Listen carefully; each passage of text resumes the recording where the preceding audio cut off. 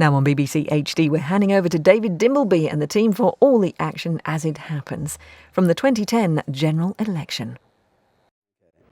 It's been the most exciting, unpredictable election for a generation. Over the next few hours, we'll discover what's happened. Welcome to election night here on the BBC.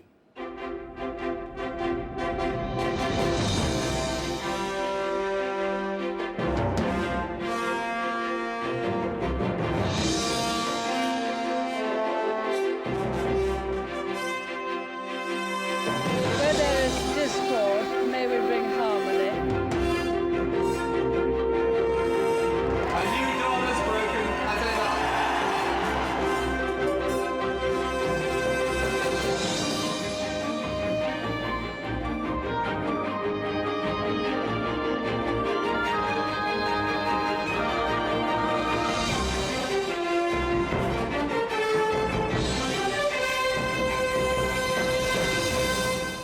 Good evening, and what an extraordinary campaign it's been. It began as a two-horse race. It ended with 3 starters at the line. And in 4 minutes' time, when we have our exit poll, we'll have the first indication of who's the winner, if indeed there is a clear winner. Whether David Cameron becomes the first Tory Prime Minister in 13 years, whether Gordon Brown returns triumphant to number 10, or whether it's Nick Clegg, who in effect acts as the kingmaker. There are 650 constituencies, which each sends 1 MP to the new House of Commons. An electorate of just over 45 million people, whose votes will be counted at nearly 450 centres throughout the United Kingdom. Towns and cities, countryside and suburbs. And we've got our cameras at more of them than any other broadcaster.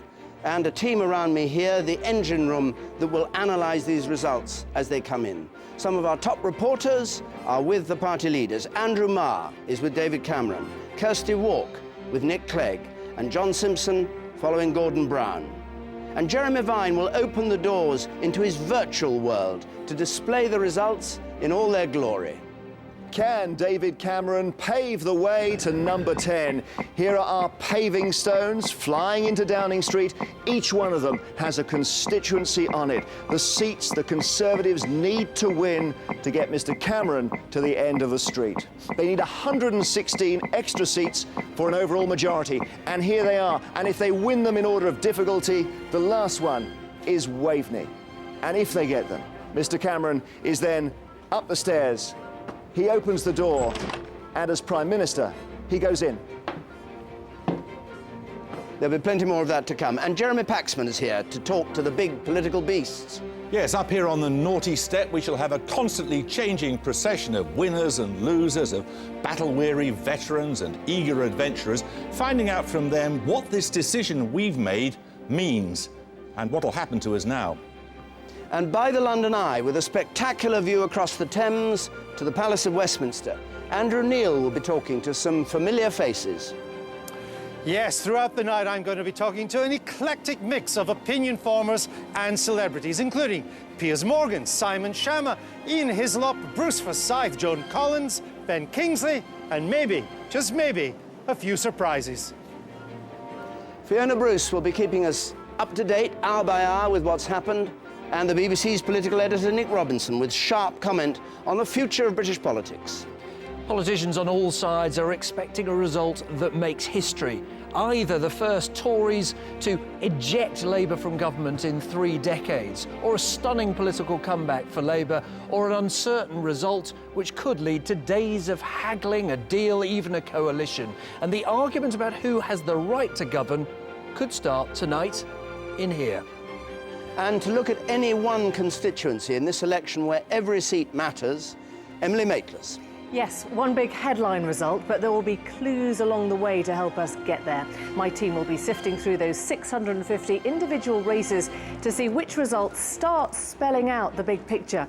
And this machine will help me show you. Here is how we voted last time round. What colour will we paint the country this time? Stay with us as I show you what your vote has done to this map. Now, in a moment, as Big Ben strikes 10, we'll be able to give the result of our exit poll. For the first time, not an opinion poll, not people saying how they intend to vote, but people answering the question after they've voted. How did you vote? And that's how this is formed. We went to 130 different polling places to find this out. But remember, this is only an exit poll. If it was dead accurate, there'd be no need for anybody to go and vote. 10 o'clock. And this is what we're saying. It's going to be a hung parliament with the Conservatives as the largest party. And the figures, the Conservatives on 307, short by 19 of the 326 they'd need for an overall majority. Labour on 255, the Liberal Democrats on 59, and others on 29. And if that's right, the Liberal Democrats, despite all that noise and fury, have actually dropped 3 seats, which could be one reason why you need to be a bit sceptical about this exit poll. To make it up, NOP and Mori spoke to 18,000 people in 130 polling stations in England, Scotland and Wales, and they did it for the BBC, for ITV News and for Sky. All these polls, of course, have a small margin of error, which could be significant in a tight election like this. In fact, we're almost on the cusp of knowing what actually has happened. 3 main Westminster parties so close in the opinion polls right through, and possibly so close tonight. And there could be different voting patterns around the country. Of course, the exit poll, again, tries to take account of that, but it may not necessarily have got it right. Different people voting in different ways throughout the UK. Everybody agrees this has been a very complicated election. There's the exit poll. It's just a start. Everything to play for. When the first results coming in, it could be a different picture from the one we're showing here. Nick. Well, drama, excitement, uncertainty is guaranteed by that exit poll, David, because the Tory party there just short of what they need for an overall majority in the House of Commons. Now, if the poll is wrong slightly, they may find that they can indeed hold power. Even with those numbers, they would probably govern successfully as a minority government. Wrong in the other direction, though, and the possibility comes that if indeed the Liberal Democrats do much better than that poll suggests, as many people would expect them to, that there is just the slightest possibility that Gordon Brown could try and hold on to power by coming to an arrangement or indeed a formal coalition with the Liberal Democrats. I mean, what we know is that those exit polls are based on uniform behaviour, and if that is not right, if that does not happen, what we know is we're in for an extremely interesting night. Nick, so true, so true. Now, we've got an innovation this year, big innovation. We've managed to project onto Big Ben, for the first time, the results as they come through. There is Big Ben in the tower, Big Ben, of course, referring to the bell, not the tower itself, and the BBC's exit poll is there, projected on there, and as the results come in, we will continue to put them up there at the very heart of Parliament.